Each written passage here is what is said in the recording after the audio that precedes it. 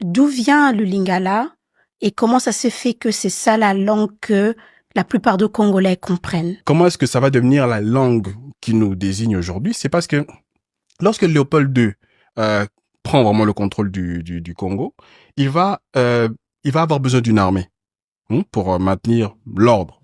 Les premiers qui vont entrer dans cette force publique, les premiers Congolais, ce sont les Bangala.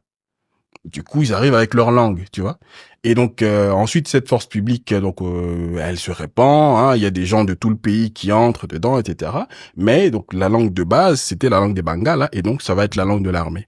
Et ensuite, cette langue voyage un petit peu comme ça, mais elle est encore à peu près à un même niveau que les autres langues. Tu vois, au départ, c'est juste une petite langue, hein, pas du même niveau que le Kikongo, qui était même parlé à Kinshasa, pas du même niveau que le Chiluba, pas du même niveau que le Swahili. Non, une petite langue comme ça, mais elle se répand avec la force publique.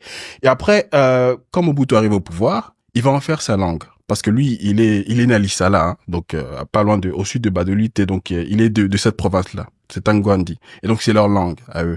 Et donc il va en faire la langue du Zaïre. Et donc il va promouvoir le lingala. Il va aussi promouvoir des artistes et peut-être leur dire de parler lingala. Je ne sais pas, je vais pas vérifier. Mais en tout cas, ces artistes-là vont promouvoir le lingala dans toute l'Afrique. C'est comme ça que tu vas voir, j'ai un ami par exemple qui a vécu au Cameroun qui me racontait que quand il était petit, il chantait des chansons lingala sans même comprendre ce qu'il racontait. Mais il adorait. Il était là, il chantait, etc. Et donc quand les gens à l'extérieur voient les Zaïrois, bah ils voient le lingala parce que c'est la musique du Zaïre qui leur transmet ça, c'est l'image du Zaïre qui y a là. Et puis comme le chef d'État au Zaïre parle lingala, c'est déjà la langue de l'armée, donc toute l'armée parle lingala, et puis le chef de l'État le parle à Kinshasa, la capitale, forcément, c'est un peu la langue officielle.